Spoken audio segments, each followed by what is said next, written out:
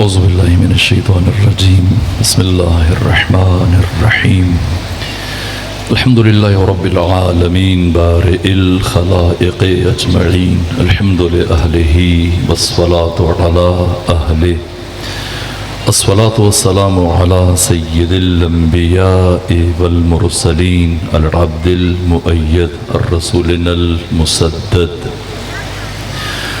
المصطفى الأمجد الحبيب الأحمد النبي الأمي المكي المدني السراج المنير الكوكب الدري صاحب الوقار والسكينة المدفون بأرض المدينة سيدنا ونبينا وشفيع ذنوبنا طبيب قلوبنا وحبيب نفوسنا ومولانا ابی القاسم محمد المصطفى وأهل بيته الأطيبين الأطهرين الأنجبين المأسومين المظلومين ولعنة الله على أعدائهم ومنكري فضائلهم وغاصبي حقوقهم من جوم عداوتهم إلى الآن ومن الآن إلى قيام يوم الدين أما بعد فقد قال حق سبحانه وتعالى في القرآن بسم الله الرحمن الرحيم والفجر والليال عشر والشفع والوتر والليل إذا يسر هل في ذلك قسم لذي حجر يا أيتها النفس المطمئنة ارجعي إلى ربك راضية مرضية فادخلي في عبادي وادخلي جنتي صلوات بھیجیے خاندان فاطمہ. خدا سبحان کی بارگاہ میں سپاسگزار ہوں کہ اس مقام پر آپ بامعرفت مومنین کے نورانی چہروں کی زیارت کا شرف حاصل ہوا. حق تعالیٰ آپ سب کو اپنی حفظ و پناہ میں رکھے اور حوادث روزگار سے محفوظ اور مامون رکھے. میں نے ان ایام کی مناسبت سے قرآن مجید کے ایک معروف سورہ کی 9 آیتوں کی تلاوت کا شرف حاصل کیا. سورہ مبارکہ فجر جو قرآن حکیم کا 99 نمبر سورہ ہے اور 30 آیتوں پر مشتمل ہے، اور اس سورہ کا آغاز پروردگار نے قسموں سے فرمایا. قرآن مجید کے 70 سورتوں کے شروع میں کوئی بھی قسم نہیں ہے. باقی 44 سورتوں کے آغاز میں اللہ نے 118 قسمیں استعمال کی.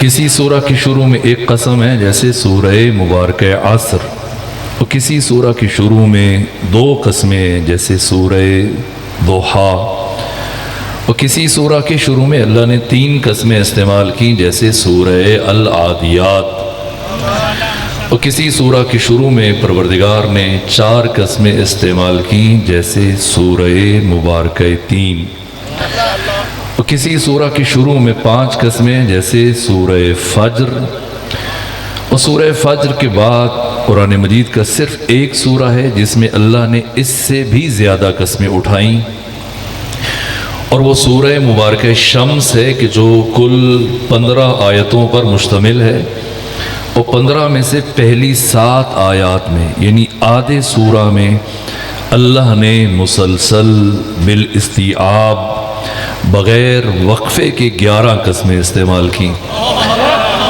سورہ شمس کے بعد وہ سورہ جس میں اللہ نے قرآن میں سب سے زیادہ قسمیں اٹھائیں استعمال کی، یہ سورہ فجر ہے جسے سورہ امام حسین علیہ السلام بھی کہا جاتا ہے. اور ابو جعفر یعقوب کلینی نے اس حدیث کو امام ششم سے بیان کیا کہ امام ششم نے اپنے صحابی حضرت ابو بصیر سے فرمایا، اے ابو بصیر تم اپنی واجب اور مستحب نمازوں میں سورہ فجر کی تلاوت کیا کرو۔ تو ابو بصیر نے عرض کیا فرزند رسول کوئی خاص وجہ؟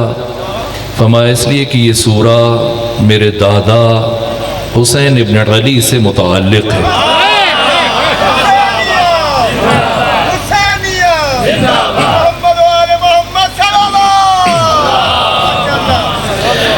ابو بصیر نے عرض کیا فرزند رسول اس سورہ میں تو اللہ قوم عاد، قوم ثمود، فرعونیوں کے ظلم، ان کے انجام کو بیان کر رہا ہے، آپ کیوں کر فرما رہے ہیں کہ یہ سورہ آپ کے دادا امام حسین سے متعلق ہے؟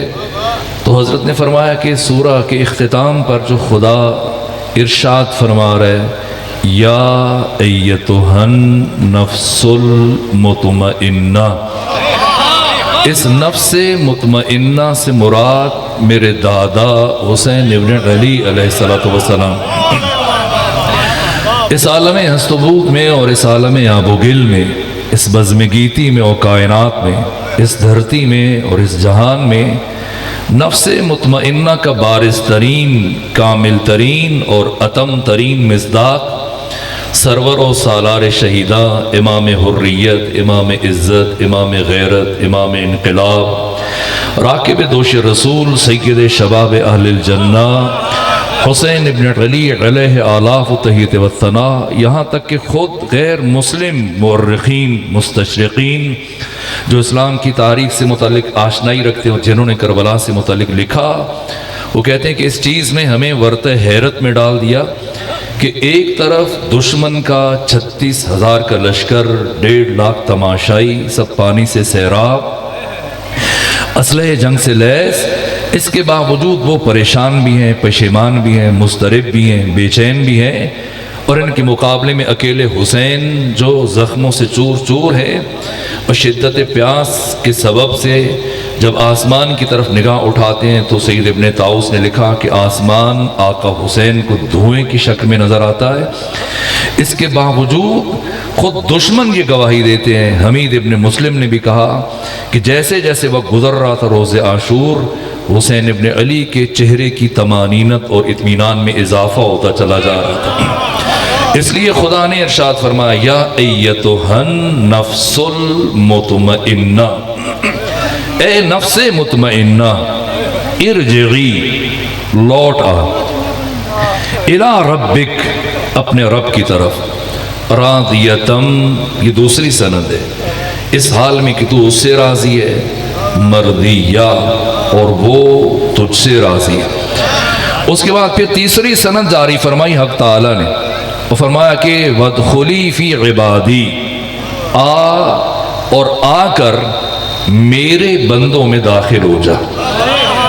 سمجھیں گے ابھی آپ نے نماز پڑھی اور ہم نے ایک ساتھ نماز پڑھی، نماز ظہر، نماز عصر، تمام تر نبیوں کے امام اور تمام تر رسولوں کے رسول اور سید و سردار، امام الانبیاء، ختمی مرتبت سید الرسل، جن کی رسالت پر ایمان لانے کے نتیجے میں ایک کم 1,24,000 انبیاء کو نبوت ملی، 313 رسولوں کو رسالت ملی۔ ختمی مرتبت کی رسالت کی گواہی ابھی جب آپ نے تشہد میں دی تو اس سے پہلے کہ آقا کی تشہد کی گواہی دیں، حق تعالی نے لازم قرار دیا کہ ہم پہلے ختمی مرتبت کی عبودیت کی گواہی دیں، عبد ہونے کی گواہی دیں۔ عبودیت بلند ترین درجہ ہے، یہاں تک کہ پروردگار امام الانبیاء سید الرسل ختمی مرتبت کو جب اس انتہائی بلندی پر لے کر گیا کہ جس کے بعد پھر کوئی بھی بلندی لائق تصور نہیں، معراج پر لے جاتے ہو کیا کہا؟ سبحان الذی اسری برسولہ، سبحان الذی اسری بنبیہ، سبحان الذی اسری بحبیبہ، نہ کیا فرمایا؟ سبحان الذی اسری بعبدہ، پاک ہے وہ ذات جو اپنے بندے کو لے کے گیا۔ یہ عبد ہونا، بندہ ہونا، یہ امتیازی ترین شرف ہے اور اساسی ترین شرف ہے۔ فرق یہ ہے کہ عبد کس کا ہے؟ عبد دنیا کا بندہ ہونا اور ہے، شیطان کا بندہ ہونا اور ہے، ابلیس کا بندہ ہونا اور ہے، شہرت کا بندہ ہونا اور ہے، ریاست و شیطان کا بندہ ہونا اور ہے، خواہشات نفس کا بندہ ہونا اور ہے۔ عبد خدا. صاحبان معرفت تشریف فرماؤ، جس عمدگی سے آپ سن رہے ہیں تو اب جی چاہتا ہے کہ جملہ کہوں اور آگے بڑھوں، اور بس ایک شعر پڑھوں گا مرحوم اقبال کا، تاکہ عبد کا اور عبدہو کا فرق پتہ چل جائے کہ عبد ہونا اور ہے عبدہو ہونا، عبد خدا ہونا، عبد محض خدا ہونا کتنا بڑا اعزاز ہے. مرحوم اقبال کہتے ہیں کہ عبد دیگر عبدہو شیء دیگر، عبد اور ہے عبدہو اور ہے. اقبال کیا فرق ہے عبد میں عبدہو میں؟ کا عبد دیگر عبدہو شیء دیگر، ان سراپا انتظار ان منتظر. عبد اور ہے عبدہو اور ہے. عبد وہ ہے جو کوہ طور پر کھڑے ہو کر حق تعالی کی تجلی کے ظہور کا انتظار کر رہا ہے، اور عبد وہ ہے جس کا بزم عرش پر خود خدا انتظار کر رہا ہے.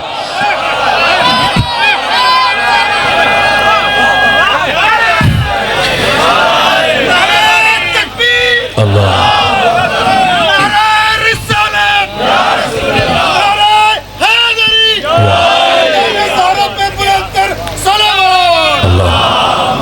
صلی محمد. عبد دیگر عبدہو شیء دیگر، ان سراپا انتظار ان منتظر. اس لیے تیسری سند جاری فرما رہے پروردگار حسین ابن علی کے لیے، پہلے نفس مطمئنہ کا، پھر راضیتم مرضیہ کا، اس کے بعد فرمایا فادخلی فی عبادی، یعنی میں بھی تمہارا انتظار کر رہا ہوں، اور میرے بندے عبد علی الاطلاق خدا یعنی محمد مصطفیٰ، یعنی علی ابن ابی طالب، یعنی فاطمہ زہرا، یعنی حسن مجتبیٰ، میں بھی تمہارا منتظر، اور وہ چاروں بھی آپ کے منتظر. فادخلی فی عبادی، آ کر میرے ان بندوں میں داخل ہو جائیے. اور اس کے بعد پروردگار نے چوتھی سند جاری فرمائی وادخلی جنتی، آئیں اور آ کر میری جنت میں داخل ہو جائیں. یہ کون سی جنت ہے؟ عام طور پر ملا نے جو جنت کا نقشہ پیش کیا جیسے جنت ایک پارک ہے، ایک ریسٹورنٹ ہے، ہوٹل ہے، کہ ایک شخص ٹکٹ لے کے کھڑا ہے اور آپ بھی چلے جائیے آپ بھی چلے جائیے آپ بھی چلے جائیے. نہ، جنت مکان نہیں ہے، جنت مقام ہے، اور ذی مراتب مقام ہے. یہ جو آپ دعائیں مانگتے ہیں اور عالم دین یا خطیب آ کر دعا کرواتے کہ پروردگار مرحوم کے درجات کو بلند فرما، یہ مطلب کیا ہے؟ یعنی درجے ہیں.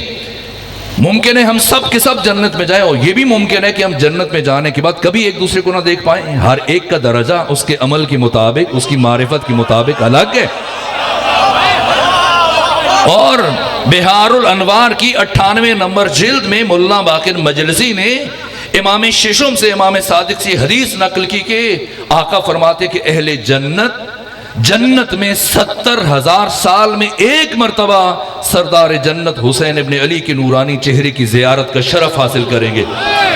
اس کا مطلب وہ جنت جس میں خود حسین رہتے ہیں وہ الگ ہے. جب باقی اہل جنت اپنی جنت میں 70,000 سال میں ایک مرتبہ حسین کے چہرے کی زیارت کریں گے، اس کا مطلب ہے کہ جنت ذی مراتب مقام ہے، ذی درجات مقام ہے، درجے ہیں، ہر ایک کا درجہ الگ ہے. فادخلی فی عبادی وادخلی جنتی.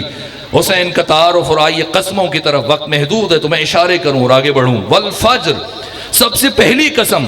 اب چونکہ نفس مطمئنہ کا مفہوم روشن ہوا، راضیتم مرضیہ کا مفہوم کسی حد تک روشن ہوا، وادخلی فی عبادی کا مفہوم کسی حد تک روشن ہوا، وادخلی جنتی کا مفہوم روشن ہوا، تب خود واضح ہو گیا کہ فجر سے مراد کیا. یہ کون سی فجر ہے کہ جس کی پروردگار قسم اٹھا رہے؟ والفجر، مجھے فجر کی قسم، ولیال عشر، اور مجھے 10 راتوں کی قسم، والشفع والوتر، مجھے جفت کی قسم، مجھے طاق کی قسم.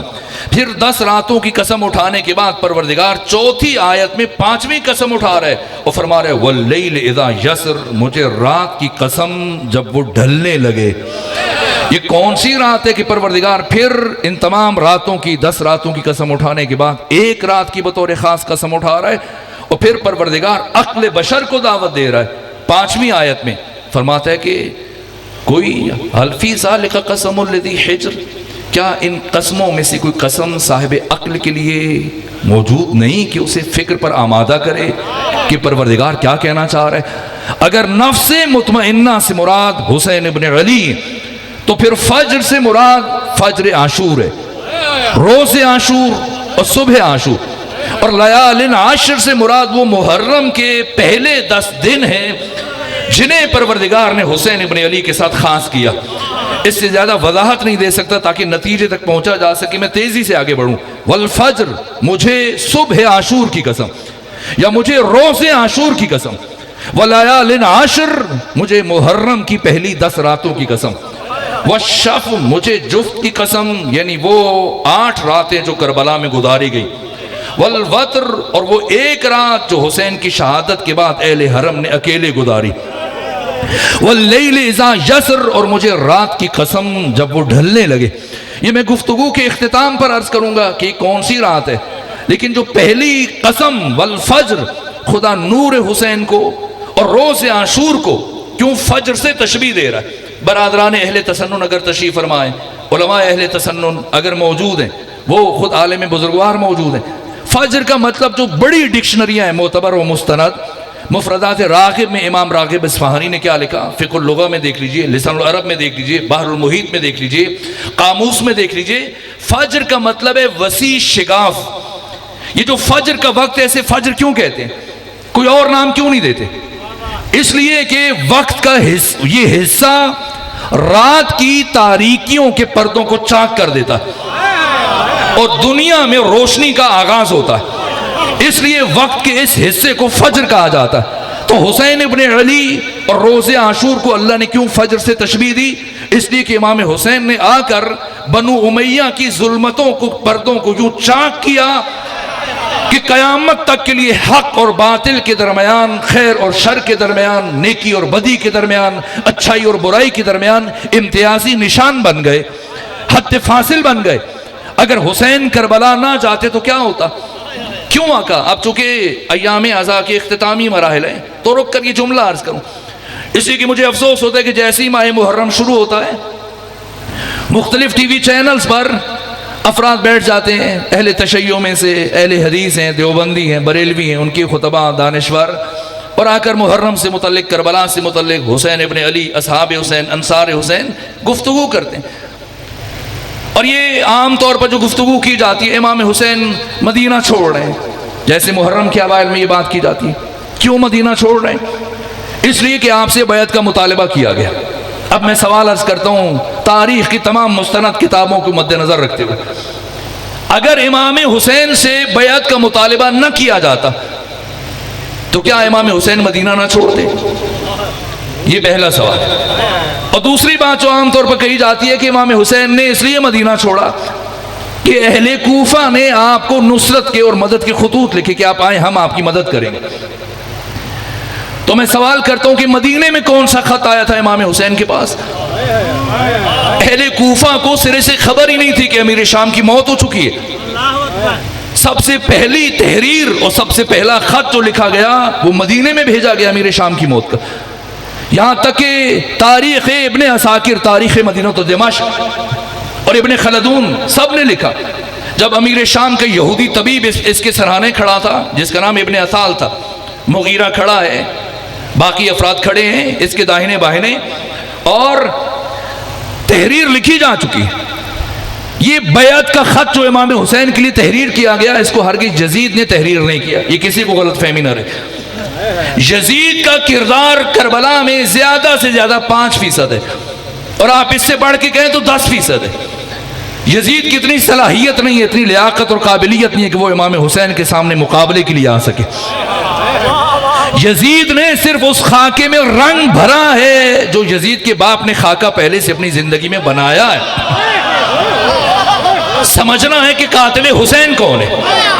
قاتل حسین وہی ہے جس نے امام حسین کے بابا علی کو شہید کروایا، جس نے امام حسین کے بڑے بھائی امام حسن مجتبیٰ کو شہید کروایا، اور جس نے خود امام حسین کی شہادت کی پوری منصوبہ بندی کی ہے۔ جب یہ خط لکھا گیا بیعت سے متعلق، یزید نہیں تھا، یزید اپنے باپ کے نماز جنازہ میں شامل نہیں تھا۔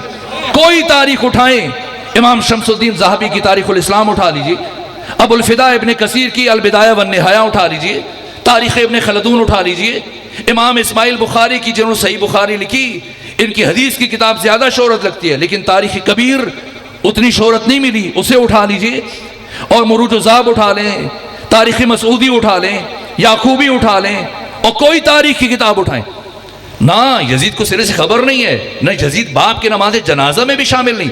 کس نے جنازہ پڑھایا امیر شام کا؟ اس کی فوج کے جرنیل ضحاک بن قیس نے پڑھایا، اور 3 دن تک شام کو اپنے کنٹرول میں رکھا تاکہ یزید واپس آ جائے، اور کافی دنوں کے بعد پہلے سے گیا ہوا تھا، اور باپ کی موت کے 3 دن گزرنے کے بعد چوتھے دن واپس آیا تو ضحاک بن قیس نے حکومت اس کی سپورٹ کی۔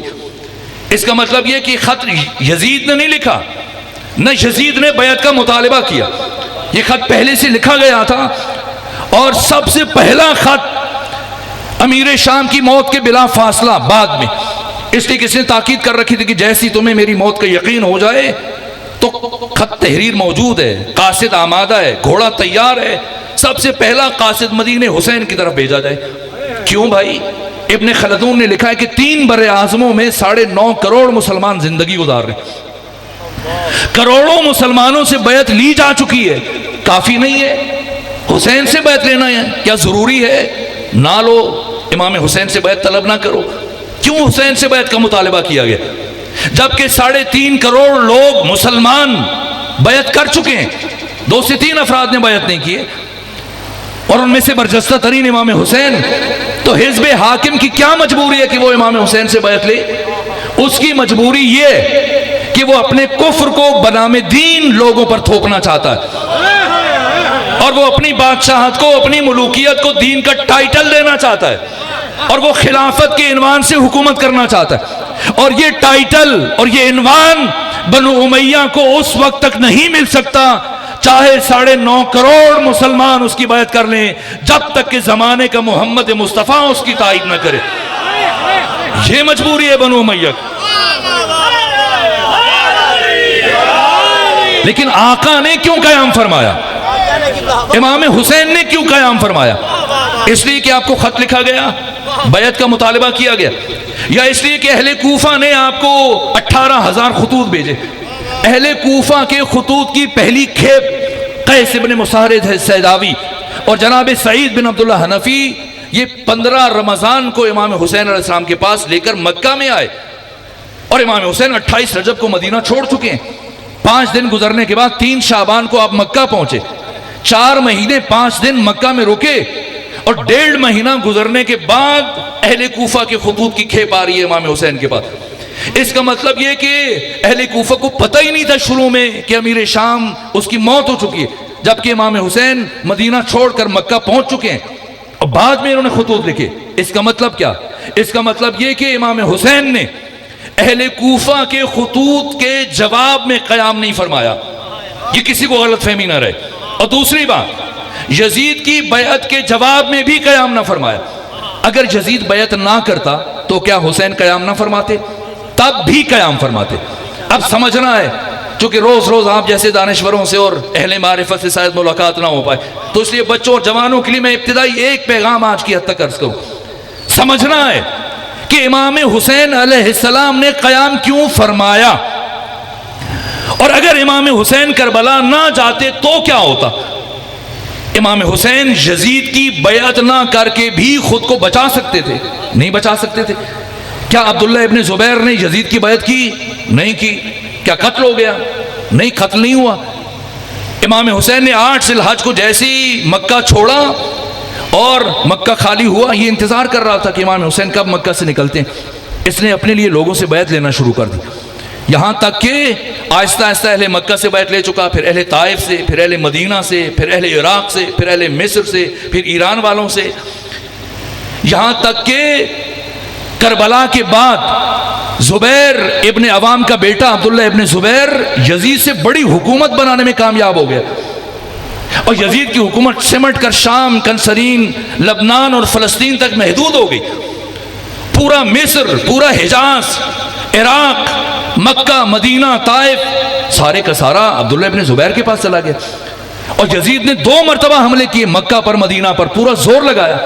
کیا عبداللہ ابن زبیر کی حکومت کو ختم کر سکا؟ نہیں۔ یہاں تک کہ یزید 3 سال 8 مہینے 14 دن حکومت کرنے کے بعد مر گیا اسی حسرت میں. اتنی محدود حکومت رہے گی جس کے لیے اس کے باپ نے کیا کچھ نہیں کیا تھا. اور اس کا بیٹا معاویہ ثانی برسر اقتدار آیا اور چند دن حکومت کرنے کے بعد باپ پر بھی لعنت بھیجی اور دادا پہ بھی لعنت بھیجی کہ میں اس تخت و حکومت سے بیزار ہوں جس سے مجھے خون اہل بیت کی بو آتی ہے. اور اس کے بعد مروان بن حکم نے اسے قتل کروا دیا یزید کے بیٹے معاویہ کو, معاویہ ثانی کو, اور خود برسر اقتدار آیا اور 9 مہینے حکومت کی. تو اس کی اپنی بیوی نے کنیزوں کے ساتھ مل کر رات جب یہ سو رہا تھا اس کے چہرے پہ تکیہ رکھے اسے بھی ابدی نیند سلا دیا. اس سے متعلق مولا متقیان کی پیشن گوئی موجود ہے کہ مروان بن حکم صرف اتنی دیر حکومت کرے گا جتنی دیر کتا اپنی چھینک کو صاف کرتا ہے. اور ایسے ہی ہوا, 9 مہینے حکومت کی مروان بن حکم نے, پھر بیوی کے ہاتھ سے قتل ہوا اور اس کا بیٹا عبد الملک بن مروان برسر اقتدار آیا. 65 ہجری کی شروع سے اس کی حکومت شروع ہوئی اور 86 ہجری کے آخر تک اس نے حکومت کی ہے 22 سال. اور اس کی حکومت کے دوران 73 ہجری میں عبداللہ ابن زبیر حجاج بن یوسف کے ہاتھ سے قتل ہوا. یعنی 12 سال حکومت کی ہے عبداللہ ابن زبیر نے. تو عبداللہ ابن زبیر یزید ابن معاویہ ابن ابو سفیان ابن حرب ابن امیہ کی بیعت نہ کر کے نہ صرف یہ کہ قتل نہیں ہوا, زندہ رہا اور یزید سے بڑی حکومت بنانے میں کامیاب ہو گیا. تو کیا امام حسین حکومت نہیں بنا سکتے تھے؟ حکومت نہ بناتے کم سے کم جان تو بچا سکتے تھے. سب امام حسین کو مشورہ دے رہے تھے. عبداللہ ابن عمر, عبداللہ ابن زبیر, عبداللہ ابن عباس, محمد حنفیہ, ام سلمہ, سب کہہ رہے ہیں فرزند رسول جہاں جی چاہتا ہے جائیں, عراق نہ جائیں. کسی نے کہا قبیلہ بنو ثقیف کے پہاڑی علاقوں میں پناہ گزین ہو جائیں, جگہ بدلتے رہیں, آپ بھی محفوظ رہیں گے, آپ کے بچے عیال. کسی نے کہا آپ یمن چلے جائیں, کسی نے کہا ہندوستان چلے جائیں. امام حسین یزید کی بیعت نہ کر کے بھی خود کو بچا سکتے تھے, اپنے بچوں کو, بھائیوں کو, عیال کو, اصحاب کو. پھر کیوں قیام فرمایا؟ میں اللہ کی قسم کھا کے کہتا ہوں, حسین ابن علی اپنے بیٹے علی اکبر کے ایک بال کے عوض میں پوری کائنات کی حکومت ٹھکرا دیتے. پھر کیوں علی اکبر جیسے بیٹے کو قربان کیا؟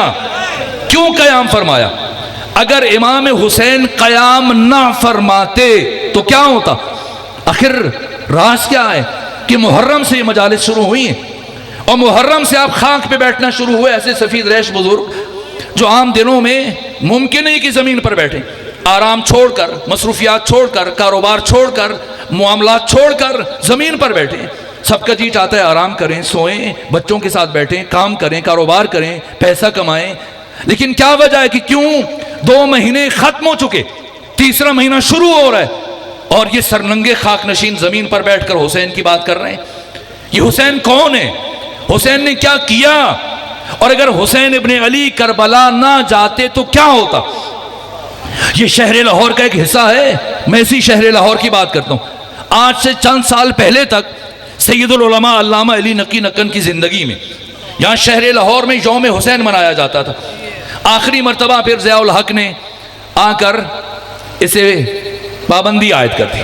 اس سے پہلے کئی سال برابر ہوتا, اور آخری سال جو آپ کے شہر لاہور میں یوم حسین منایا گیا علامہ نقن کی سرپرستی میں, یہ 3 دن جاری رہا. اور اس کا عنوان یہ تھا کہ اگر حسین کربلا نہ جاتے تو کیا ہوتا. وقت کم ہے, بس میں اشارہ دے کے آگے بڑھوں. تو 3 دن دانشور سکھ ہیں, ہندو ہیں, مسلمان ہیں, دیوبندی, بریلوی, اہل حدیث, ادیب, شعراء, علماء, خطبہ سب آ کر اظہار خیال کرتے رہے اور نذرانہ عقیدت پیش کرتے رہے. اور تیسرے دن سب سے آخر میں علامہ نقن کی باری تھی اور انہوں نے اختتامی گفتگو کرنی تھی. لیکن جب ان کا وقت آیا تو نماز مغرب سے صرف 5 منٹ رہتے تھے, تو کیا پڑھیں اتنے کم وقت میں. لیکن امیر المومن فرماتے ہیں کہ علم ایک نقطہ ہے جسے جاہلوں نے پھیلا دیا. تو عالم اسے کہتے ہیں جو بات سمیٹنے کا ہنر بھی جانتا ہے.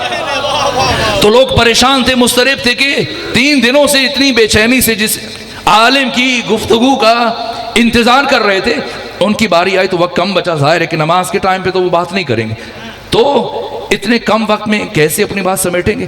وہ آئے منبر پر اور لوگوں کے چہروں پہ اضطراب کو دیکھا, بے چینی کو دیکھا, پریشانی کو دیکھا, تو فرمایا پریشان نہ ہو, میں 5 منٹ سے پہلے اپنی بات مکمل کر لوں گا. ایک مرتبہ سب حیران کہ 5 منٹ سے پہلے کیسے؟ موضوع یہ تھا یوم حسین کا کہ اگر حسین کربلا نہ جاتے تو کیا ہوتا؟ تو انہوں نے ایک جملہ کہا کہ اگر حسین کربلا نہ جاتے تو آج نماز جمعہ بدھ کے دن پڑھی جا رہی ہوتی. آپ مغرب و عشاء پڑھ چکے، فجر ظہر و عصر پڑھ چکے، مغرب و عشاء آپ نے پڑھنی ہے. عالم دین تشریف فرما ہے، آپ کو نماز پڑھاتے ہیں. اگر یہ نماز مغرب آذان مغرب سے 5 منٹ پہلے کہیں کہ آج ذرا پہلے پڑھ لیجئے، آپ پڑھیں گے؟ بے شک آپ ان سے جتنی محبت کریں. اگر ایران سے سید علی خامنائی آ جائیں، عراق سے سید علی حسینی سیستانی آ جائیں، وحید خراسانی آ جائیں، شیخ جواد تبریزی آ جائیں، نوری حمدانی آ جائیں، جعفر سبحانی آ جائیں، ناصر مکارم شیرازی آ جائیں، بڑا فقیہ مرجع مجتہد آ جائے، وہ کہ میری خاطر روز روز میں نہیں آ سکتا، میں نے واپس بھی جانا ہے، آج 2 منٹ پہلے پڑھ. ایک بچہ بھی نماز وقت سے پہلے نہیں پڑھے گا. کیا ہوا کہ شام میں جمعے کی نماز بدھ کے دن پڑھا دی گئی اور کسی کو تعجب نہ ہوا؟ اس لیے کہ الناس علی دین ملوکہم، وہاں پہ اس خطے میں ابھی لوگ اسلام سے آشنا ہو رہے تھے، اور جو حاکم کا کردار دیکھ رہے تھے اسی کو دین سمجھ رہے تھے. جو وہ دیکھ رہے تھے اور جو وہ نہیں دیکھ رہے تھے وہ بھی عنقریب انہوں نے دیکھنا تھا. اور حسین وہ سب دیکھ رہے تھے کہ یزید کے گھر میں کیا ہو رہا ہے. ایسا نہیں کہ یزید نے پہلی مرتبہ شراب پیا. یزید کو بار بار یہ کہا گیا اس کے بڑوں کی طرف سے کہ تو جو کر رہا ہے ہم نہیں روکتے، کرو، لیکن بس ایک چیز کا خیال رکھو کہ لوگوں کے سامنے انجام نہ دو، علنی طور پر انجام نہ دو. اور حسین ابن علی اسی دن کا انتظار کر رہے تھے کہ بنو امیہ کا فسق و فجور عیاں ہو جائے تاکہ وہ ضرب کاری لگا سکیں، تاکہ کربلا کا مرحلہ آ سکے. اس لیے امام حسن نے بھی انتظار کیا 9 سال اپنی امامت میں، امام حسین نے 11 سال انتظار کیا تاکہ بنو امیہ کا کفر اور نجاست تشت ازمام ہو جائے، تاکہ پتہ چلے کہ یزید کون ہے. جب سب کو پتہ چل گیا، جو اپنی سوتیلی ماں کے ساتھ نکاح کو جائز سمجھتا ہے اس کے ساتھ مراسم برقرار کرتا ہے، بہن اور بھائی کے مراسم، اپنے ان کی شادی. اب میں مختصر کروں چونکہ وقت بہت کم رہ گیا. میرے عزیزو، یہ علامہ نکن نے کہا ایک جملہ، شاید ان کے پاس وقت کم تھا یا انہوں نے سامعین کی سماعتوں پر اعتماد کیا اور اسی کو کافی سمجھا، لیکن چند سالوں سے جو میں تاریخ اسلام کا مطالعہ کر رہا ہوں اور تاریخ بنو امیہ کو پڑھ رہا ہوں اور کربلا اور عاشورہ کا مطالعہ کر رہا ہوں، میں اسے دفتر کھنگالنے کے بعد اس نتیجے پر پہنچا ہوں کہ اگر حسین ابن علی کربلا نہ جاتے، میں نے کہا کربلا نہ جا کے بھی خود کو بچا سکتے تھے، پھر کیوں گئے؟ اگر حسین ابن علی کربلا نہ جاتے تو نہ صرف یہ کہ نماز جمعہ بدھ کے دن پڑھی جا رہی ہوتی، بلکہ آج ہر معروف منکر بن چکا ہوتا، ہر منکر معروف بن چکا ہوتا، ہر حلال کو ہم حرام سمجھ کے چھوڑ چکے ہوتے، ہر حرام کو واجب سمجھ کے انجام دے رہے ہوتے، اور ہماری سوسائٹی میں شراب کو زمزم کی اہمیت دی جا چکی ہوتی. اور عرض کروں، اسی جملے پہ اکتفا کرتا ہوں، ہمارے گھروں میں، ہمارے شادی حالوں میں، ہماری عبادت گاہوں میں مولوی صاحب آتے اور آ کر سر پر چائنا کی ٹوپی رکھ کر یا دستار و پگڑی پہن کے کندھوں پر ردا اوڑھ کر تسبیح گھماتے ہوئے آتے اور آ کر ہمارے درمیان بیٹھ کر ایک ماں کا اس کے سگے بیٹے کے ساتھ، ایک بہن کا اس کے سگے بھائی کے ساتھ نکاح پڑھ کے گھروں میں چلے جاتے اور ہم سب مبارکباد دے کر اور مٹھائیاں کھا کے اپنے اپنے گھروں میں چلے جاتے اور کسی ایک فرد کو احساس تک نہ ہوتا کہ کتنا بڑا ظلم ہوا. اگر حسین نہ جاتے، حسین اپنی ذات کے لیے نہیں گئے تھے، حسین ناموس بشر کے لیے گئے، حسین عزت انسانی کے لیے گئے، حسین کرامت بشری کے لیے گئے، حسین انسانی قدروں کی بقا کے لیے گئے، حسین ابن علی اخلاقی اقدار کے احیاء کے لیے گئے، حسین ناموس بشر کے لیے گئے. اگر کہ وہ دیوبندی ہے، بریلوی ہے، اہل حدیث ہے، شیعہ ہے، امام حسین کا کسی مسلک سے تعلق نہیں ہے. ڈاکٹر گپتا رام جن کا تعلق ہندوستان سے تھا، ہندو تھے، اس کے باوجود 3 شعبان اور 10 محرم کو اپنے بچوں کے ساتھ مل کر سبیل بھی لگاتے تھے، لوگوں کو کھانا بھی کھلاتے تھے، خود ڈاکٹر تھے، ان کی بہو بیٹے سب ڈاکٹر تھے. کسی نے پوچھا بھائی آپ تو شیعہ نہیں ہیں، آپ تو مسلمان نہیں ہیں، آپ تو ہندو ہیں، آپ کیوں حسین کے آنے اور آپ کی شہادت کے دن میں اتنا اہتمام کرتے ہیں؟ تو کیا جواب دیا؟ کہ کیا کروں، مجبور ہو جاتا ہوں. کہ کیسی مجبوری؟ کہ اگر میں ایسا نہ کروں تو میرے ضمیر پر ایک بار آ جاتا ہے، بوجھ آ جاتا ہے. کہ کیسا بوجھ؟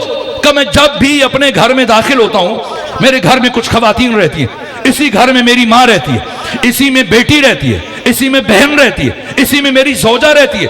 دیکھنے میں تو چاروں خواتین ہیں، بحیثیت خاتون ان چاروں میں کوئی فرق نہیں ہے، لیکن میں ماں کو ماں کی نگاہ سے دیکھتا ہوں، بیٹی کو بیٹی کی نگاہ سے دیکھتا ہوں، بہن کو بہن کی نگاہ سے دیکھتا ہوں، زوجہ کو زوجہ کی نگاہ سے دیکھتا ہوں۔ تو جس حسین نے رشتوں کے درمیان مجھے یہ فرق عطا کیا ہے، میں اس حسین کو کیسے فراموش کر دوں؟ حسین کچھ بھی، اگر کوئی نماز پڑھ رہا ہے، عبادت کر رہا ہے، کوئی کام کر رہا ہے، اہل تسنن، اہل تشیع، بریلوی، اہل حدیث، دیوبندی، تشیع، بنام دین، اس کے پاس اگر کسی کے پاس تسبیح پہنچی ہے، کسی کے پاس اذان پہنچی ہے، حج پہنچا ہے، نماز پہنچی ہے، حجاب پہنچا ہے، ناموس بشر پہنچی ہے، اس وقت پوری دنیا میں جہاں جہاں بنام دین جس کے پاس جو کچھ بھی ہے، صرف اور صرف حسین ابن علی کی وجہ سے۔ ہر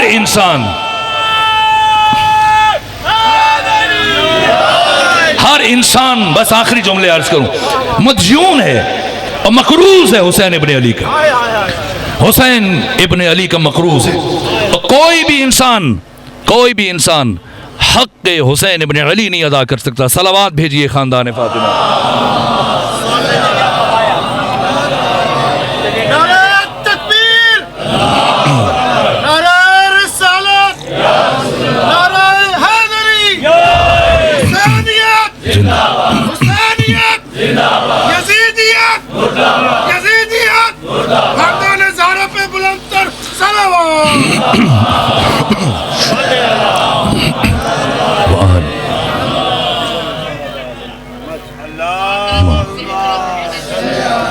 محمد وآل محمد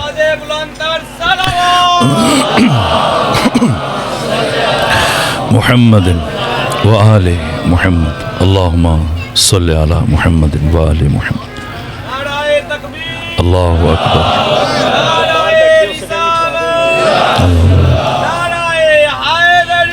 یا علی اللہم صلی علی یا علی ماشاءاللہ۔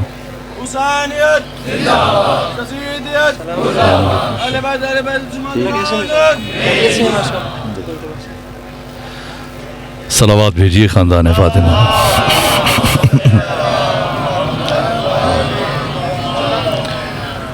وسیلہ ناقص نہیں ہونا چاہیے۔ یا اللہ اللہ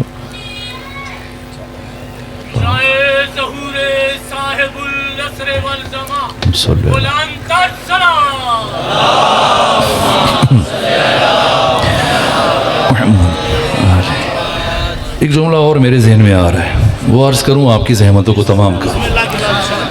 ابھی چونکہ نماز پڑھی ہے، دو نمازیں ہم نے ایک ساتھ پڑھی، ظہر اور عصر۔ سب سے پہلے کون سی نماز فرض ہوئی ہے؟ سب سے پہلے ظہر کی نماز فرض ہوئی، پھر عصر، پھر مغرب، پھر عشاء، پھر فجر۔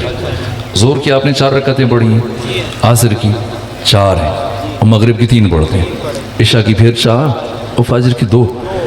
یہ یا تو ساری نمازیں 2 رکعتی ہوتی، جب فجر کی بات ہے تو ایک جملہ اور، یا ساری نمازیں 3 رکعتی ہوتی یا ساری 4 رکعتی ہوتی۔ پروردگار کے یہاں مزاج نہیں ہے، پروردگار کے یہاں کیفیتیں نہیں، پروردگار مزاج کا خالق ہے، خالق عقل ہے، سبحان ہے، احساسات، جذبات، عواطف سے ماورا، بالاتر۔ پھر کیوں فجر کی 2 رکعتیں ہیں، ظہر کی 4، عصر کی 4، مغرب کی 3، عشاء کی 4؟ تو تمام سیرت نگاروں نے اور مورخین نے یہ لکھا ہے۔ آپ اردو زبان میں جو سیرت اور تاریخ کتابیں وہ اٹھائیے، جو عربی میں، فارسی میں، سب نے لکھا کہ مکہ میں ان 5 نمازوں کی رکعتوں کی کل تعداد 10 تھی، 2 فجر، 2 ظہر، 2 عصر، 2 مغرب، 2 عشاء۔ اور مدینہ پہنچنے کے دوسرے سال کے بعد مزید 7 رکعتوں کا اضافہ ہوا۔ ظہر کی 2 کے بجائے 4 ہو گئیں، عصر کی 2 کے بجائے 4 ہو گئیں، مغرب میں 1 رکعت کا اضافہ اور عشاء میں 2 رکعتوں کا اضافہ۔ لیکن فجر کو پروردگار نے بدستور 2 ہی رکھا، ان 2 رکعتوں کو۔ کیوں؟ میں نے عرض کیا، خدا کیا احساسات نہیں۔ اول جعل میں شعر مقدس نے، آیت اللہ جوادی عاملی نے، حسن زادہ عاملی نے، خمینی بت شکر نے اس کی اور باقی عرفاء نے جو وجہ بیان کی، کہا کہ مکہ میں ان 5 نمازوں کی رکعتوں کی کل تعداد 10 تھی، مدینہ پہنچنے کے بعد جو 7 رکعتوں کا اضافہ ہوا، اس کی حکمت جو دوسری ہجری میں مزید 7 رکعتوں کا اضافہ ہوا. سب سے پہلے جو نماز فرض ہوئی یہ ظہر ہے اور اول جال میں اس کی کل 2 رکعتیں تھیں. مزید 2 رکعتوں کا جو اضافہ ہوا یہ اعزاز مصطفیٰ میں. یہ 2 رکعتیں عزت مصطفیٰ کی تجلی کا مظہر ہے. اور عصر کی 2 رکعتیں جو بعد میں فرض ہوئی مدینہ میں یہ اعزاز مرتضیٰ میں. اس لیے کہ یہ 2 رکعتیں عزت مرتضیٰ کی تجلی کا ظہور ہے. اور مغرب کی 1 رکعت یہ اعزاز فاطمہ زہرا سلام اللہ علیہا میں. اور عشاء کی 2 رکعتیں یہ اعزاز امام حسن مجتبیٰ میں. لیکن فجر کی 2 رکعتوں کو پروردگار نے بدستور 2 رکھا. کیوں؟ بشر کو یہ سمجھانے کے لیے کہ جو کچھ خدا کا ہے وہ سب حسین کا ہے اور جو کچھ حسین کا ہے وہ سب خدا کا ہے. اس لیے کہ حسین نے اپنی ذات کے لیے قیام نہیں فرمایا. حسین نے دین خدا کی بقا کے لیے اپنا سب کچھ قربان کر دیا. ابھی آپ لاہور میں ہیں تو آپ زور کی 4 رکعتیں پڑھیں گے اور عصر کی 4 رکعتیں اور عشاء کی بھی 4 رکعتیں. لیکن اگر لاہور سے ہمارے یہاں آ جائیے, اسلام آباد آ جائیے, ملتان چلے جائیں, دوسرے شہروں میں, تو پھر 4 رکعتی نماز 2 رکعتی ہو جائے گی. ظہر کی 4 کے بجائے 2 پڑھیں گے, عصر کی 4 کے بجائے 2 پڑھیں گے, عشاء کی 4 کے بجائے 2 پڑھیں گے. لیکن مغرب میں کوئی کمی نہیں آئے گی اور فجر میں بھی کمی نہیں آئے گی. ایسا نہیں کہ مغرب کی 3 میں سے 1 کم کر دیں, فجر کی 2 میں سے 1 کم کر دیں. تو آئیں مل کر خدائے حکیم سے سوال کریں, پروردگار جب ظہر و عصر و عشاء کی نمازوں میں تخفیف رکھی ہے تو پھر مغرب اور فجر میں کوئی تخفیف کیوں نہیں رکھی؟ تو خدا فرمائے گا اس لیے کہ میں اپنا حق بھی معاف کر سکتا ہوں اور مصطفیٰ کا حق بھی معاف کر سکتا ہوں اور علی کا حق بھی معاف کر سکتا ہوں اور حسن کا حق بھی معاف کر سکتا ہوں. لیکن میں کبھی بھی بشر سے نہ حق فاطمہ زہرا کو معاف کر سکتا ہوں,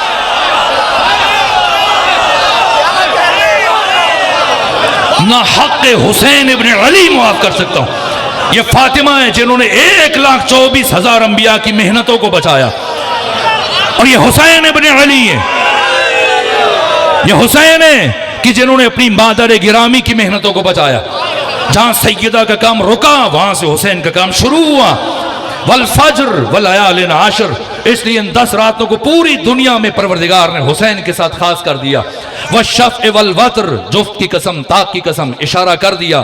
بس جناب ذاکر تشریف فرمایا تو بس آخری جملہ عرض کروں آخری قسم سے متعلق. واللیل اذا یسر, مجھے رات کی قسم جب وہ ڈھلنے لگے. یہ کون سی رات ہے 10 راتوں میں سے کہ پروردگار 10 راتوں کی قسم اٹھانے کے بعد پھر اس 1 رات کی قسم اٹھا رہا ہے؟ یہ کون سی رات ہے؟ یہ شب عاشور ہے. شب عاشور, اگر کوئی سمجھنا چاہتا ہے کہ شب عاشور کی اہمیت کا راز کیا ہے اور شب عاشور میں کیا ہوا, تو پہلے رک کر وہ شب ہجرت کو سمجھ لے. اس لیے کہ جو شب ہجرت ہوا وہی شب عاشور ہوا. شب ہجرت میں کیا ہوا؟ یہ حدیث نہیں ہے کہ کوئی کہے راوی معتبر نہیں ہے, غیر ثقہ ہے, سند ضعیف ہے. نہ, قرآن مجید کی آیت ہے اور ایک آیت کا انکار پورے قرآن مجید کے انکار کے مترادف ہے. اور قرآن فرما رہے شب ہجرت سے متعلق وَمِنَ النَّاسِ مَن یشری, لوگوں میں سے, وَمِن لوگوں میں سے ایک, مِنَ النَّاسِ من جو یشری بیچتا ہے, نفسہو اپنا نفس. تمام لوگوں میں سے ایک وہ ہے جو نفس, اپنی زندگی, اپنی حیات, اپنی جان تجارت کرتا ہے. یشری بیچتا ہے, کیا خریدتا ہے, کیا تجارت کرتا ہے؟ مرضات اللہ, ابتغاء مرضات اللہ. نفس بیچتا ہے, خدا کی رضا خریدتا ہے. یہ تجارت کس نے کی ہے؟ علی نے. کب؟ پیغمبر کے بستر پر سو کر.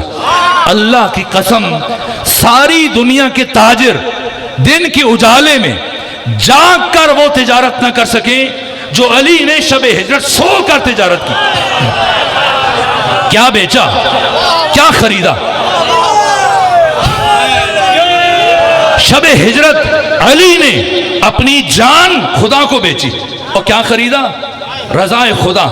آج سوشل میڈیا پر بیٹھ کر بعض نام نہاد روشن فکر جو حقیقتاً راشن فکر ہیں, اور وہ ایسی گفتگو کرتے ہیں کہ جناب سیدہ کی وفات کے بعد علی نے فلاں کی بیعت کر لی تھی. علی کی بیعت کے ساتھ نسبت دینے سے پہلے قرآن مجید کی اس آیت کو قرآن سے نکالنا پڑے گا. ورنہ ایک آیت کا انکار پورے قرآن مجید کے انکار کے مترادف ہے۔ علی کون ہیں؟ بیعت کی نسبت کی جرأت دینے سے پہلے اس آیت کو پڑھو جس میں خدا علی کا تعارف کرا رہا ہے کہ لوگوں میں سے ایک ایسا ہے جو شب ہجرت اپنا نفس خدا کو بیچتا ہے، خدا کی رضا خود خریدتا ہے۔ تو جب علی نے شب ہجرت کی تجارت کی، اس بیع و شراء کے بعد، اس خرید و فروخت کے بعد، جب علی نے اپنا نفس بیچ دیا اور خدا کی رضا خرید لی، تو بتائیں نفس علی کہاں ہے جسے بیچا؟ یعنی خدا کے پاس شب ہجرت کے بعد نفس علی خدا کے پاس، اور رضائے خدا جس نے خریدی کس کے پاس؟ علی کے پاس۔ نفس علی خدا کے پاس، رضائے خدا علی کے پاس۔ اب اگر کسی کو علی ابن ابی طالب سے بیعت لینے کا شوق ہے تو خدا کے پاس جائے، اس لیے کہ نفس علی وہاں ہے۔ اور اگر کسی کو رضی اللہ بننے کا شوق ہے تو علی کے دروازے پر آ جائے، اس لیے کہ رضائے خدا یہاں ہے۔ اگر آ کر اس کا سر علی کے دروازے پر جھک گیا تو رضی اللہ بن جائے گا، اور اگر سر نہ جھکا اور وہ بدبخت علی کے مقابلے میں آ گیا، رضی اللہ تو نہیں بنے گا، لعنت اللہ علیہ یقیناً بن جائے گا۔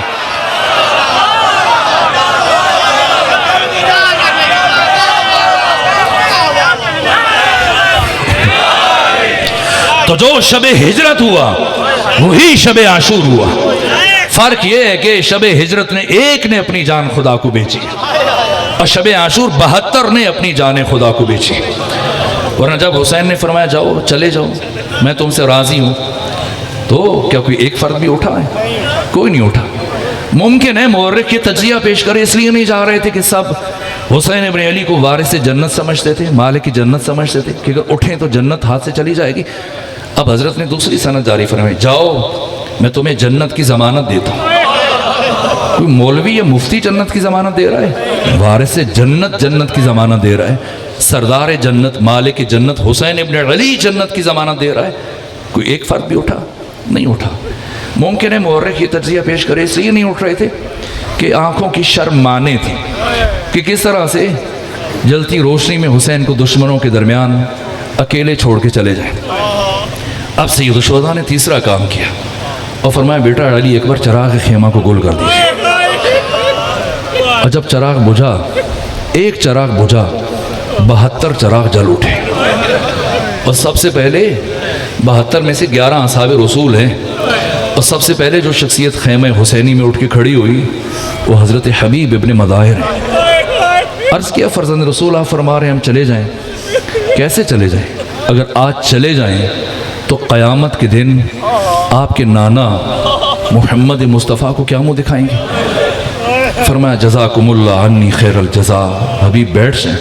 حبیب بیٹھے تو اس کے بعد زہیر ابن قین اٹھ کے کھڑے ہوئے اور عرض کیا فرزند رسول یہ دنیا فانی ہے اور ہم نے بھی بہت جلدی مر جانا ہے، لیکن اگر فرض کر لیا جائے کہ یہ جہان ابدی اور سرمدی ہے، اور یہ بھی فرض کر لیا جائے کہ ہم نے اس میں ہمیشہ رہنا ہے، تب بھی اے فرزند رسول ہم اپنی جانیں آپ کے قدموں پر قربان کر دیں گے۔ اور پھر عابس ابن شبیب شاکری اٹھے اور کہا کہ اے فرزند رسول اگر مجھے اس طرح سے قتل کیا جائے کہ تیر و تبر و نیزہ و شمشیر کے ساتھ زندہ میرے جسم سے گوشت کو کاٹ کے الگ کیا جائے اور پھر میرے جسم کے ٹکڑوں کو جلا دیا جائے اور اس راکھ کو فضا میں اڑا دیا جائے یا پانی میں بہا دیا جائے، پھر زندہ کیا جائے اور مجھے اسی طرح سے دوبارہ قتل کیا جائے، یہاں تک کہ 70,000 مرتبہ اسی طرح قتل کیا جائے پھر اٹھایا جائے، تب بھی میری صرف ایک خواہش ہوگی کہ میں اپنی جان آپ کے قدموں پر قربان کروں۔ اور اس کے بعد سعید بن عبداللہ حنفی اٹھے اور کیا جملہ کہا، میں جب اس جملے کو سوچتا ہوں مجھے آج تک اس جملے کا جواب سمجھ میں نہیں آیا۔ سعید اٹھے، عرض کیا فرزند رسول آپ فرما رہے ہیں ہم چلے جائیں، ہم چلے جاتے ہیں، اگر آپ ہمیں ایک سوال کا جواب دیں کہ وہ افراد کہ جنہیں ان کی ماؤں نے پیدا ہی اسی دن کے لیے کیا تھا وہ آپ کو چھوڑ کر کیسے چلے جائیں؟ ایک مرتبہ حضرت نے سب کی باتیں سنی، تاریخی جملہ ارشاد فرمایا انی لا اعلم اصحابا اوفا من اصحابی، میرے علم میں نہیں کوئی ایسے اصحاب جو میرے اصحاب سے زیادہ باوفا۔ میں بات کو پھیلا رہا ہوں، مجھے اس موقع پہ مرحوم اظہر حسن زیدی کا ایک جملہ یاد آتا ہے۔ کسی نے ان سے پوچھا کہ بتائیں اصحاب رسول میں اور اصحاب حسین میں کیا فرق ہے؟ کہ کوئی فرق نہیں، بس ایک لفظ کا فرق ہے۔ کہ وہ کون سا لفظ ہے؟ کہ آؤ اور جاؤ۔ کہ یہ کیسا فرق ہے؟ کہ پیغمبر 9 سالوں میں 83 جنگوں میں بلاتے رہے آؤ، کوئی نہیں آیا۔ حسین ساری رات چراغ بجھا کے فرماتے رہے جاؤ، کوئی نہیں اٹھا۔ جوش ملی آبادی شبیر حسن خان نے بہت ہوش میں یہ شعر کہا کہ سر فرشتوں کے یہاں آج بھی خم ہوتے ہیں، ایسے انسان رسولوں میں بھی کم ہوتے ہیں۔ یہ کون ہے؟ یہ میں سعید بن عبداللہ حنفی کی بات کر رہا تھا، انہی پہ بات ختم کروں۔ 72 میں سے ایک ساتھی کتنے تھکے ہوئے ہیں، 7000 کلومیٹر کا سفر طے کیا۔ سب سے پہلے 15 رمضان المبارک کو قیس ابن مصار سیداوی کے ہمراہ یہ اہل کوفہ کے خطوط کی پہلی کھیپ لے کر امام کے پاس مکہ پہنچے، پھر 5 دن مکہ میں رکے، اور 20 رمضان کو مسلم ابن عقیل کے ہمراہ امام حسین نے فرمایا پہلے مدینہ جائیں، وہاں یہ کام کریں، پھر واپس کوفہ جائیں۔ یہ 300 فرسخ ایک طرف، پھر واپسی پہ 350 فرسخ، پھر تیسری مرتبہ جناب مسلم کا خط لے کے گئے، چوتھی مرتبہ پھر امام حسین کا خط لے کے آیا جناب مسلم کے لیے۔ یہ 1250 فرسخ، 7000 کلومیٹر، کیسا سفر؟ صحرا کا۔ آپ کے باقی ساتھی شہید ہو گئے، سفر کی سختیوں کو برداشت نہ کر سکے، اتنے تھکے ہوئے اور 3 راتوں کے جاگے ہوئے، بھوکے اور پیاسے، 3 دن کے پیاسے، اور شب عاشور ساری رات مشقت کرتے رہے۔ اس لیے کہ جب امام حسین نے خیموں کو ان کا سلسلہ تبدیل کیا تو پھر آ کر خیموں کے آگے خندق 5 گز چوڑی اور 5 گز گہری خندق کھدوائی۔ ساری رات امام کے ساتھی خندق کھودتے رہے، جو وقت بچا جنگل سے جھاڑیاں کاٹ کے لائے اور خندق کو جھاڑیوں سے بھرا، تاکہ امام حسین جب آخری مرتبہ رخصت کر کے جائیں تو جاتے ہوئے خندق میں جھاڑیوں کو آگ لگا دیں، تاکہ بیبیوں کو سنبھلنے کا موقع مل جائے۔ جب دشمن اچانک حملہ کرے تو بیبیاں اچانک سے گھبرا نہ جائیں، پریشان نہ ہو جائیں۔ اصحاب حسین اور روز عاشور جب ابو ثمامہ ساعدی نے امام سے یہ خواہش کی کہ فرزند رسول زوال ہو رہا ہے، جی چاہتا ہے آپ کی اقتداء میں نماز پڑھ لیں، امام نے فرمایا حشرک اللہ من المصلین، اللہ تجھے نمازیوں میں معشور فرمائے، جاؤ جا کے عمر ابن سعد سے کہو کہ ہمیں نماز پڑھنے کے لیے مہلت دے۔ تو جب گئے ابو ثمامہ تو عمر ابن سعد نے کہا کہ تمہاری نماز قبول نہیں ہے کہ تمہیں پڑھنے کی اجازت دی جائے۔ اب امام حسین نے اپنی نماز کی حفاظت کا انتظام کیا۔ ایک جملہ اور رک کے عرض کروں، یہاں امام حسین نے نماز خوف ادا کی۔ کوئی خیال نہ کرے کہ وہ ہستی جسے قرآن نفس مطمئنہ کہہ رہا ہے وہ نماز خوف پڑھے، نہ، یہ ایک فقہی اصطلاح ہے، عالم دین تشریف فرمائے مجھ سے بہتر جانتے ہیں، فقہی اصطلاح۔ نماز خوف جس طرح آپ نماز قصر پڑھتے ہیں، 4 رکعتی نماز 2 رکعتی ہو جاتی، اور اس کا طریقہ یہ کہ امام آگے کھڑا ہوتا ہے، آدھے سپاہی امام کے پیچھے کھڑے ہوتے ہیں، باقی آدھے ان سب کی حفاظت کے لیے کھڑے ہو جاتے ہیں۔ امام 1 رکعت پڑھنے کے بعد زمین پر بیٹھ جاتے ہیں اور جو پچھلے نمازی ہیں وہ اٹھ کے کھڑے ہو جاتے ہیں اور دوسرے رکعت جلدی سے ادا کر کے نماز مکمل کرتے ہیں، جگہ چھوڑتے ہیں، اور محافظ دستہ ان کی جگہ آ کے کھڑا ہوتا ہے، امام دوبارہ کھڑے ہو جاتے ہیں۔ اب امام کی دوسری رکعت ہے اور محافظ دستے کی پہلی رکعت ہے، دوسری رکعت وہ بھی اسی طرح سے الگ پڑھتے ہیں۔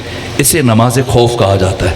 جا کے پڑھیں، علماء سے پوچھیں، اہل سنت، اہل حدیث، دیوبندی، بریلوی علماء سے کوئی مسلک اپنی کتاب اٹھا کے بتائے کہ نماز خوف کا محل کیا ہے۔ آج میڈیا پر بیٹھ کے بات کی جاتی ہے کہ مسلمانوں کے درمیان جنگ ہو گئی تھی، ادھر بھی مسلمان تھے ادھر بھی مسلمان تھے۔ جا کے پڑھیں، علماء سے، مفتیوں سے، اہل حدیث سے، بریلویوں، دیوبندیوں سے پوچھیں نماز خوف کا محل کیا ہے۔ نماز خوف صرف ایک صورت میں پڑھی جا سکتی ہے، جب ایک مسلمان گروہ کی جنگ کافر گروہ سے ہو۔ اگر 2 مسلمان گروہ لڑ پڑیں، یہاں نماز خوف پڑھنا درست نہیں ہے۔ روز عاشور امام حسین نے نماز خوف پڑھ کر دشمن کے کفر پر مہر تصدیق ثبت کر دی۔ خبردار کوئی حسین کے مقابلے میں آنے والوں کو مسلمان نہ سمجھے۔ اور تو دو ساتھی امام کے بالکل امام کے سامنے کھڑے ہیں، ایک زہیر ابن قین ہے، دوسرے سعید بن عبداللہ حنفی۔ اب پہچانے سعید کون ہے؟ یہاں تک کہ امام نے نماز شروع کی، تیروں کی بارش شروع ہو گئی، اور ہر تیر کو سعید چونکہ بالکل سامنے تھے امام کے، اپنے وجود پر برداشت کر رہے ہیں۔ انسان کی موت کے لیے کتنے تیر کافی ہیں؟ 1 2 3 4 5 زیادہ سے زیادہ 8 10، لیکن جا کے پڑھے صاحب منہاج الدموع نے لکھا 100 سے زیادہ تیر سر سے لے کے پاؤں تک سعید بن عبداللہ حنفی کے جسم میں پیوست ہوئے، کھڑے ہیں۔ 1 2 تیر انسان کی موت کے لیے کافی ہیں، پھر کیسے کھڑے ہیں؟ صرف عشق حسین میں، محبت حسین میں۔ اگر میں گر گیا تو کوئی تیر یوسف فاطمہ کو لگ جائے گا، اس لیے اپنی قوت ارادی کے بل بوتے پر تب تک کھڑے رہے جب تک امام نے نماز مکمل نہ کر لی۔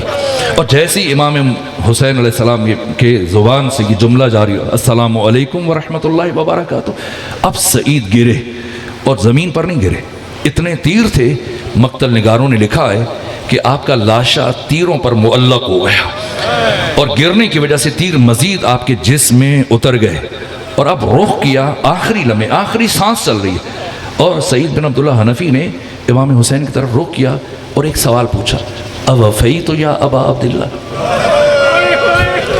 اوفیت یا ابا عبداللہ، اے حسین ابن علی آقا، کیا میں نے آپ کے ساتھ وفا کی؟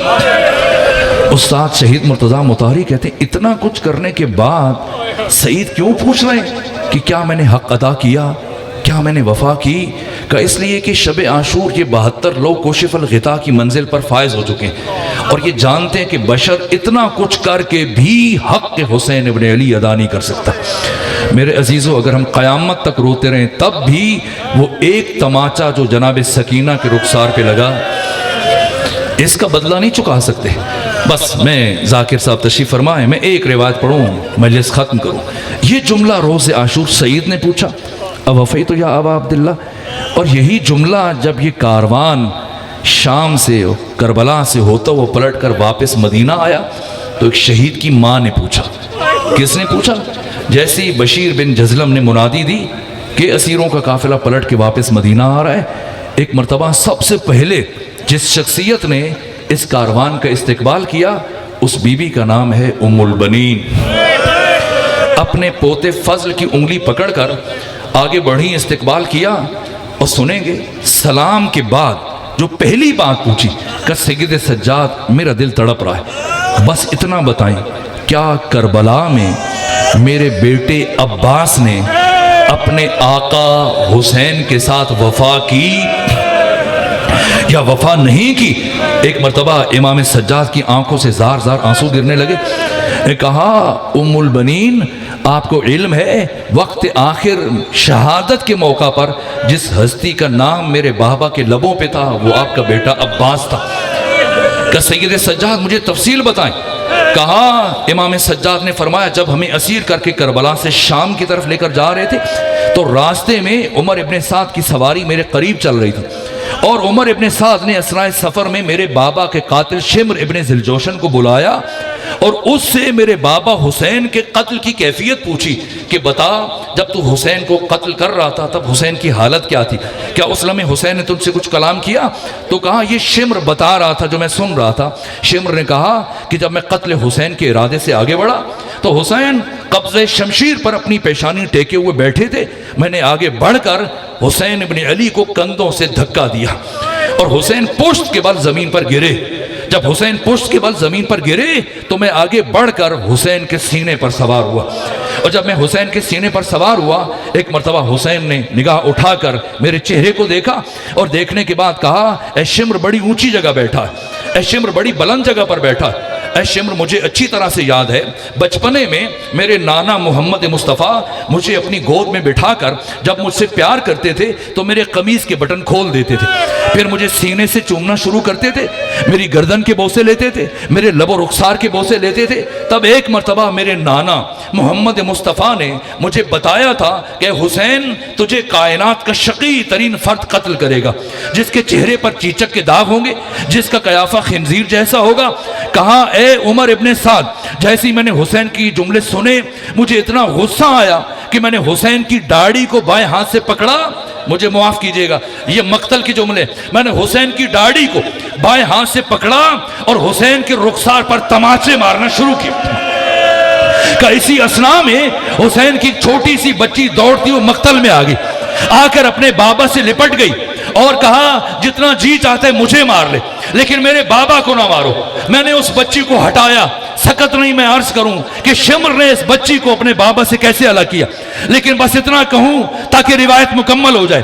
جتنی دیر میں شمر نے جناب سکینہ کو اپنے بابا سے الگ کیا, اتنی دیر میں امام حسین نے اپنی قوت کو جمع کیا اور اپنا سر سجدے میں رکھا. جب سر سجدے میں رکھا, شمر کہتے ہیں میں نے ضرب ماری, اور جب میں نے پہلی ضرب ماری تو حسین کی زبان سے یہ ذکر جاری ہوا, رضن بقضائک و تسلیما لامرک لا معبود سواک یا غیاث المستغیثین. کہا میں نے دوسری ضرب ماری, پھر حسین نے یہی ذکر پڑھا. میں نے تیسری ضرب ماری, پھر حسین نے یہی ذکر پڑھا. میں ضربیں چلاتا رہا, حسین مسلسل یہی ذکر پڑھتا رہا. اور جب میں نے 13ویں ضرب چلائی اور حسین کے سر کو حسین کے تن سے جدا کیا, اب جو میں نے حسین کے بالوں میں ہاتھ ڈالے اور حسین کا سر اٹھایا تو میں نے دیکھا کہ ابھی بھی حسین کے لب ہل رہے ہیں, ابھی بھی حسین کے لب ہل رہے ہیں. میں نے سوچا اب حسین کون سا ذکر کر رہا ہے, تو ایک ہی آواز برابر حسین کے لبوں پر جاری تھی, عباس عباس